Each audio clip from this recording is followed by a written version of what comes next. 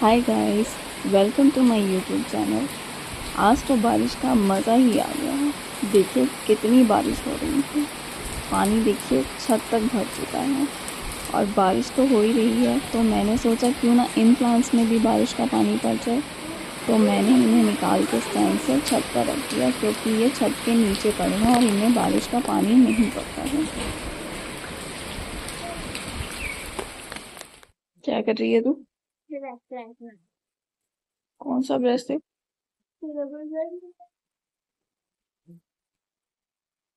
Guys ये है रबड़। इन रबड़ के साथ बना रही है ब्रेसलेट। दिखाना।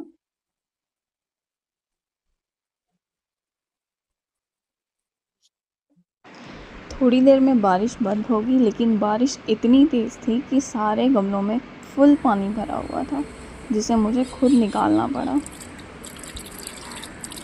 आप देख रहे हैं कि प्लांट्स में कैसे पानी भरा हुआ है।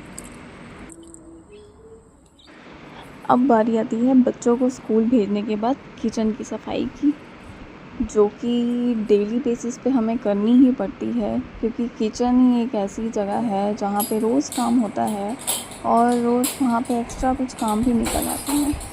और हाँ, अगर रात को किचन क्लीन ना की हो तो मॉर्निंग में काम डबल हो जाता है।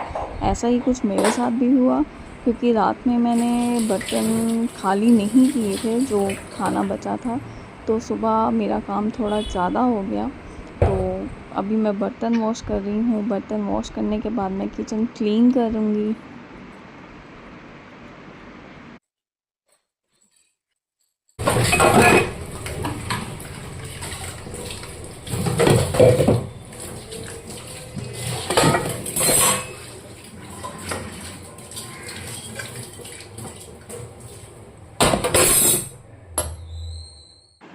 तो अब बारी आती है किचन की स्लैब क्लीनिंग की, जहाँ पे आप जितना मर्जी कई बार सामान को एडजस्ट कर लो, इधर उधर टिका दो, लेकिन फिर भी स्लैब एक ऐसी जगह है जहाँ पे कुछ ना कुछ आपका बिखरा ही रहता है। तो इसकी क्लीनिंग तो बहुत ज़रूरी है और जितनी बार हो सके उतनी बार करनी ही पड़ती है। और मुझे कुछ ऐसी आदत है कि मैं स्लैब की क्लीनिंग जितनी बार मैंने यूज़ करना है, मैंने उतनी बार उसको क्लीन करती हूँ। और यहाँ पे दूध भी उबल चुका है। मेरे से मोस्टली दूध और चाय अक्सर उबल जाते हैं और मेरा काम फिर डबल हो जाता है, तो इसलिए कई बार मैं भूल जाती हूँ, लेकिन आज मुझे याद था तो दूध बच गया। जैसे चाय बनाते टाइम चाय गिर गई और स्लैब पे फिर उतना ही डबल काम हो जाता है, जिसकी हमें क्लीनिंग करनी पड़ती है। तो इससे काम इजी तो नहीं होता, खैर डबल हो जाता है, लेकिन क्या करें, करना पड़ता है। गैस स्टोव क्लीनिंग भी बहुत ज़रूरी है। जैसे चाय वगैरह उबलती है तो वो सबसे पहले गैस स्टोव के ऊपर ही गिरती है और कई बार हम भूल जाते हैं उसे क्लीन करना, और जब हम कुछ और कुक करते हैं तो हीट के कारण वो थोड़ी सी लाइक ड्राई हो जाती है, थोड़ी सी सूख जाती है, तो फिर बाद में उसे क्लीन करना थोड़ा मुश्किल होता है। तो इसलिए डेली जब हम मॉर्निंग में किचन क्लीनिंग करते हैं तो मैं गैस स्टोव की भी सफाई अच्छे से कर देती हूँ, ताकि उस पर कुछ जमा ना रह जाए, जिससे जर्म्स वगैरह दूर ही रहें। तो इसकी क्लीनिंग भी रोज़ ज़रूरी है।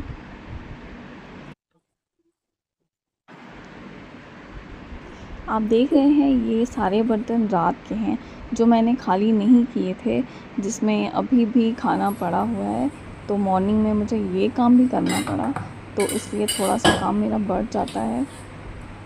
तो अभी मैंने ये सारे बर्तन खाली कर दिए, खाना निकाल दिया है और स्लैब की क्लीनिंग कर रही हूँ। अक्सर मैं किचन में एक पॉलीथीन ही रख लेती हूँ, जिसमें मैं किचन का सारा वेस्ट मटेरियल डाल देती हूँ। उसके बाद बाहर में इसे डस्टबिन में थ्रो कर देती हूँ। अभी बारिश बंद हो चुकी थी और मैंने सोचा चलो नहा लेते हैं, तो मैंने थोड़ा नहा धो लिया था और मौसम थोड़ा सा ठीक हो चुका था। और इतनी बारिश होने के बाद फिर से धूप निकल आई और इस स्टैंड को देखकर याद आया कि क्यों ना कपड़े धो लें।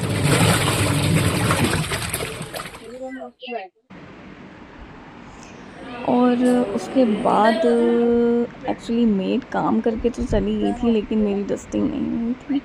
तो कपड़े की धुलाई लगाने के बाद मैंने रूम्स की डस्टिंग स्टार्ट कर दी। बेडशीट वगैरह झाड़नी थी तो मैंने वो झाड़ी और सारा क्लीन किया, क्योंकि ये भी काम ज़रूरी है। जैसे किचन हमारे लिए रोज़ ज़रूरी है, वैसे रूम्स की क्लीनिंग भी बहुत ज़रूरी है। तो बच्चे हैं, बच्चों वाले घर में तो अक्सर काम बढ़ ही जाता है, तो इसलिए मुझे ये काम डेली करने पड़ते हैं। और बेडशीट वगैरह तो नॉर्मल सी चीज़ है कि हमें झाड़नी ही पड़ती है, क्योंकि बच्चों ने कभी कुछ ना कुछ खाया होता है और उस पे गिर भी जाता है, तो इसलिए उसकी डस्टिंग और क्लीनिंग तो बहुत ज़रूरी है। अब बारी आती है बच्चों के रूम की। तो बच्चों के रूम में तो ऑब्वियसली खिलाना तो पड़ा ही होगा, तो इसकी क्लीनिंग भी बहुत ज़रूरी है। तो बस इस रूम की भी बेडशीट को मैंने झाड़ दिया और अच्छे से क्लीन कर दिया। इसको क्लीन करते करते याद आया कि मायरा की अलमीरा की भी सफाई होनी है। मतलब अलमीरा नहीं, उसके लिए तो एक जो पीछे आपको अलमीरा दिख रही है, बस उसका 2 बॉक्स हैं जिसमें मैंने उसके कपड़े रखे हैं, उसके कपड़े और उसका कुछ सामान पड़ा उसमें, तो बस उसके कपड़े सही करने थे। तो बेडशीट वगैरह क्लीन करने के बाद, सारे टॉयज़ वगैरह सेट करने के बाद, मैं बैठ गई उसके कपड़ों की सेटिंग करने के लिए, क्योंकि इसके कपड़ों के बीच में कुछ कपड़े ऐसे थे जो छोटे हो चुके थे और मैं इसे नहीं पहनाती थी, क्योंकि उसे आ भी नहीं रहे वो कपड़े, तो मुझे वो कपड़े भी निकालने थे। तो मैंने सोचा क्यों ना अब मैं बैठ के उसके कपड़े ही ठीक कर लूँ। ये ड्रेस है, स्कर्ट छोटी सी, जो मुझे बहुत अच्छी लगती है, क्योंकि जब ये इसे पहनती है तो ये इस पर बहुत अच्छी लगती है। तो ये स्कर्ट मुझे बहुत पसंद है। तो बस इसकी अलमीरा क्लीन की मैंने, इसके कपड़े वगैरह सेट करके रख दिए और जो छोटे कपड़े थे वो मैंने निकाल दिए।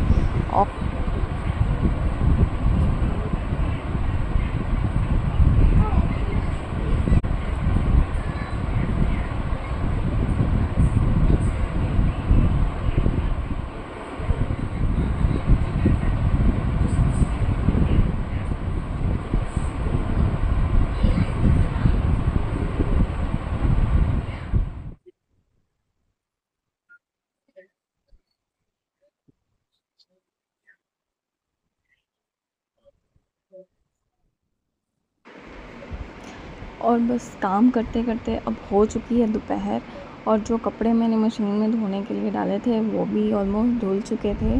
तो मैं पहले ही कपड़े निकाल के ड्रायर में डाल चुकी थी और ये ड्राई हो चुके हैं। तो अब मैं इन्हें धूप में सूखने के लिए डाल दूँगी ताकि ये अच्छे से ड्राई हो जाए। तो बस मैंने मशीन से कपड़े निकाल लिए थे और इन्हें स्टैंड पर डालने के लिए ले गई, लेकिन स्टैंड पड़ा था छत पे और वहाँ इतनी धूप थी, तो पहले मुझे स्टैंड को लेके आना पड़ा छाया में। तो मैंने वहाँ लाके स्टैंड रखा, उसके बाद मैंने उस पर कपड़े सूखने के लिए डाले।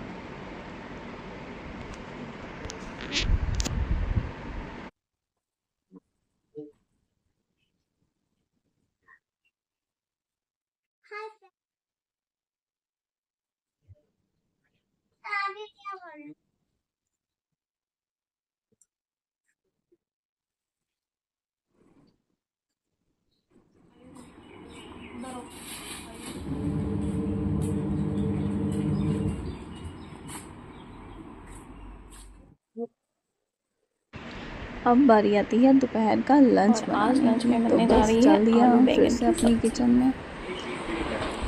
दीदी आ गई। Good afternoon. स्कूल लाइब्रेरी से बुक लाए हैं जिसका नाम है ये गेना लिखा। अच्छा, पढ़ाई करने के लिए लाई है ना, ऐसे लाए नहीं बहुत खट्टा है। मिक्स कर ले।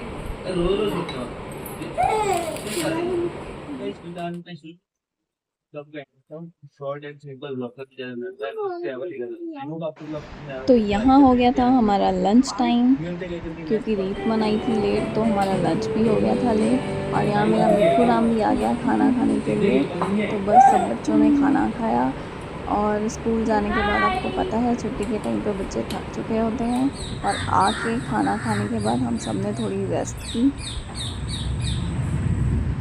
और बस रेस्ट करने के बाद शाम को हम उठ गए थे और मैं आ गई थी बाहर कपड़े स्टैंड से उतारने के लिए।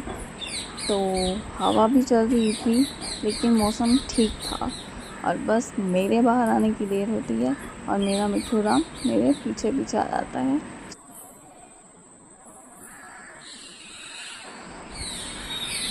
तो कैसा लगा आपको मेरा आज का व्लॉग, कमेंट करके ज़रूर बताइएगा। अगर वीडियो अच्छी लगी हो तो लाइक ज़रूर करें और चैनल को सब्सक्राइब ज़रूर करें।